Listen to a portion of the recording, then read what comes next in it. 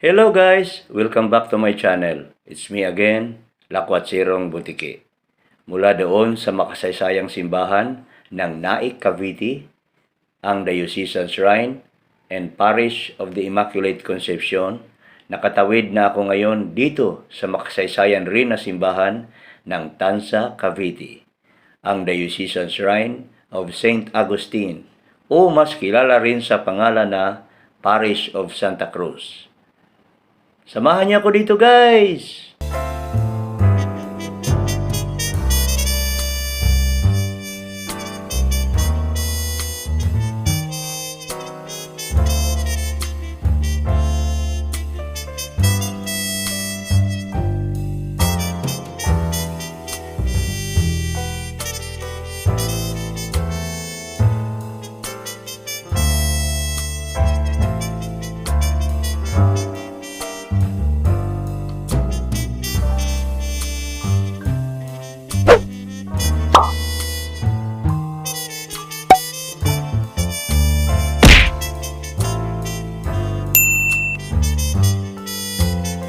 The municipality of Tanza, formerly known as Santa Cruz de Malabon, is a first-class, highly urbanized municipality in the province of Cavite. According to the 2020 census, it has a population of 312,116 people. Tanza was awarded the Seal of Good Financial Housekeeping in 2011, 2012, 2018, 2019, and 2021, and Seal of Good Local Governance in 2016 by the Department of Interior and Local Government. The municipality was named 2014 Most Competitive in Economic Dynamism by National Competitiveness Council, 8th Most Populous Municipality, 2015 in ISO census, and 15th largest municipality revenue earner based on 2016 Bureau of Local Government Finance Financial Report. In the mid-19th century, the secularization movement led by Father Pedro Pilaes was largely centered in Santa Cruz de Malabon. Tanza is the place where Emilio Aguinaldo had sworn as the president of the rebel government of the Philippines. Also in this town is the birthplace of Felipe G. Calderon, the person who composed the Malolos Constitution. Tanza is the home of Cavite Gateway Terminal, the first roll-on roll-off barge terminal in the Philippines. Tanza was formerly a strip of land incorporated for official purpose to the municipality of San Francisco de Malabon, now called General Trias. The first settlers were the Fabian brothers, who migrated here. This place was particularly devoted to grazing and was called Estancia, 1780.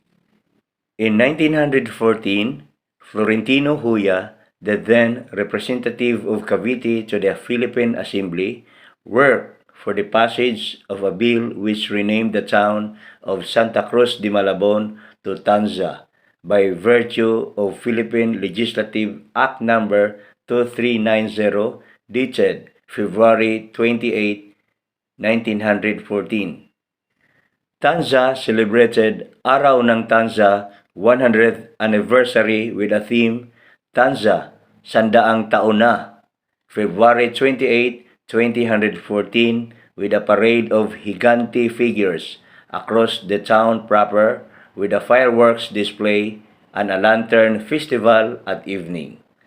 Tanza, alongside with Silang, is one of the two municipalities in Cavite that has already reached the requirements to become a new city in the province, yet no bills had been filed in the Congress.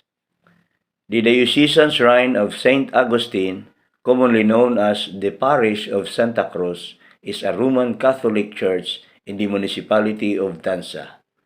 The shrine is under the jurisdiction of the Diocese of Imus. The patron of the town is Saint Augustine of Hippo, commonly known as Tata Austin. The Holy Cross serves as the titular patron. The town patronal feast is celebrated annually every August 28. The parish was declared a structure of historical significance with the placing of a historical marker by then National Historical Institute of the Philippines on May 3, 1980. As a historical church, the provincial government of Cavite considers the parish as part of the faith tourism during the Holy Week. The famed image of San Agustin of Tanza is that of a wooden detallado image of Saint Augustine as a bishop wearing his canonical garb, holding his staff, wearing his mitre, and holding a book, topped with a scale model of a church in allusion to his title as Doctor of the Church. Although the image was carved as a whole, devotees would still vest the image made from a myriad of materials and embroidery styles as ex votos for him in thanksgiving to a petition that he granted. The image at present is enshrined in his own altar at the Diocesan Shrine of St. Augustine in Tanza, Cavite. It is believed that the image of San Agustin began sometime in the 18th century when the image was found in Banadero, also known as Rio Obispo, in Postima, Amaya. A farmer was burning dried kogon or kaingin when he found out that a certain portion of the field was not burning. When he approached, he saw an image which looked like that of Saint Augustine of Hippo. The farmer immediately carried the image to a hut and narrated his experience to a municipal officer named Fabian Ignacio, who later brought the image to the town. At first, he was placed near the stairs of the municipal hall and it was first mistaken as a horse stand. That was until Reverendo Padre Narciso Manas dreamed of Saint Augustine asking him to bring his image to a church and enthrone him there for public veneration. Padre Narciso immediately obeyed and had the image enthroned at Santa Cruz Parish in Tanza, Cavite.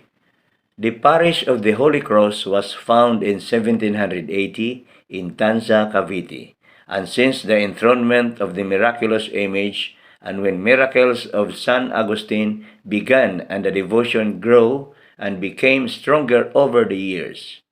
On July 26, 2016, the Parish of the Holy Cross was elevated as the Diocesan Shrine of Saint Augustine. Soon after the enthronement of the image of San Agustin, numerous miracles and strange occurrences were reported and duly recorded up to the present.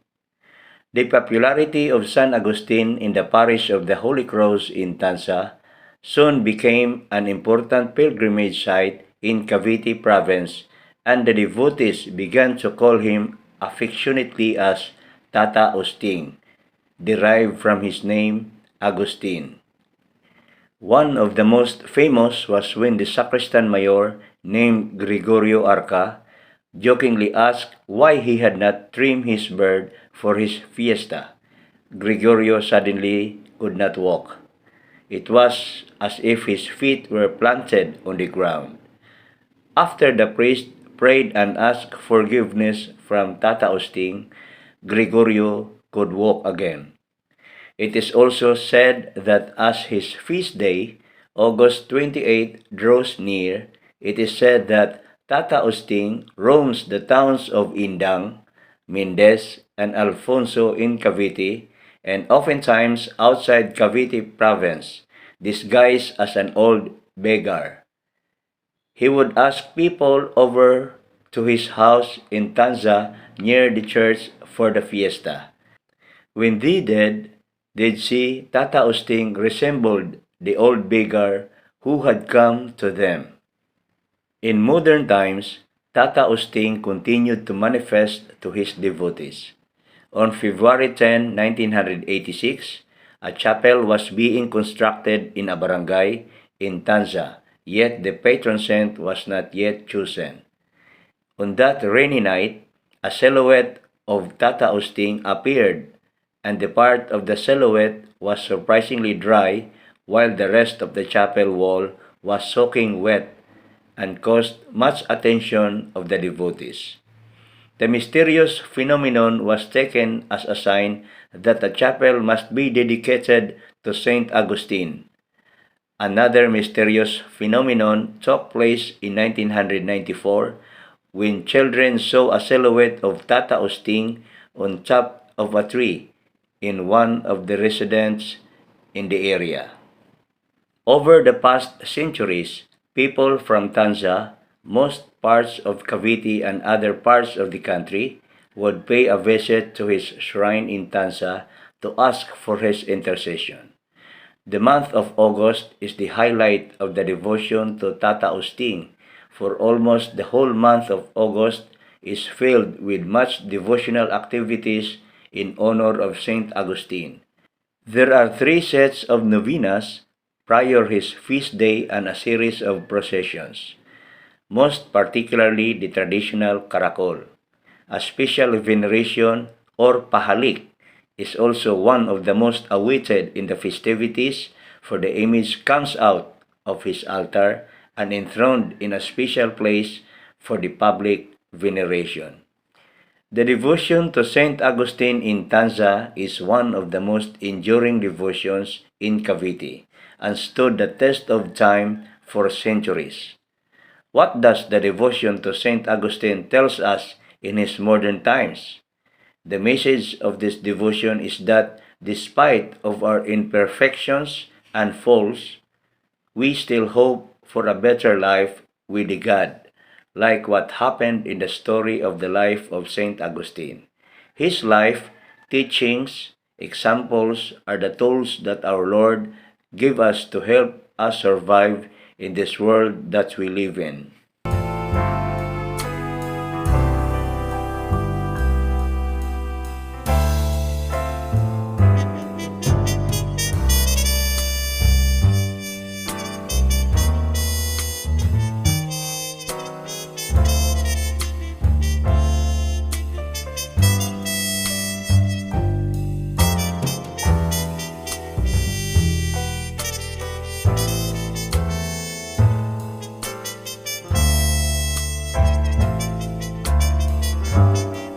Mula naman dito sa Diocesan Shrine of St. Augustine dito sa Tanza, Cavite, tatawid na ang butiki papuntang General Trias, Cavite next week. Isang makasaysayang simbahan rin ang pupuntiryahin ko doon, ang St. Francis of Assisi Parish Church, o mas kilala rin sa pangalan na General Trias Church. Abangan niyo ko doon, guys! Bye-bye!